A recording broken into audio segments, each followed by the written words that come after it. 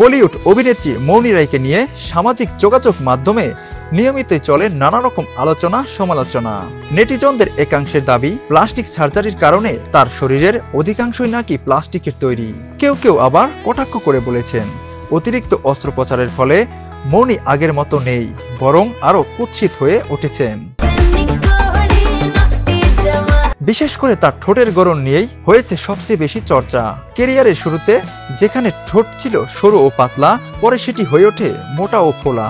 তখন থেকেই গুঞ্জন শুরু হয় তিনি লিপ সার্জারি করিয়েছেন। শুধু তাই নয়, অভিনেত্রী নাকি ব্রা লিপ থেকে শুরু করে বিদেশে গিয়ে ব্রেস্ট ইমপ্ল্যান্ট পর্যন্ত করিয়েছেন। ফলে শুরুর দিককার মৌনি আর বর্তমান মৌনির চেহারার মধ্যে দৃশ্যমান পার্থক্য চোখে পড়ে। এ নিয়ে একের পর এক সমালোচনার মুখে পড়লেও এবার চুপ থাকেননি মৌনি।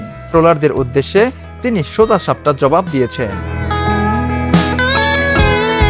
মৌনি বলেন, জীবনে আপনারা একটু সময়োপযোগী কাজ করুন, সামাজিক যোগাযোগ মাধ্যমে নিজেদের কাজের কথা বলুন, মানুষকে ভালোবাসুন, তা না হলে জীবনটাই ব্যর্থ।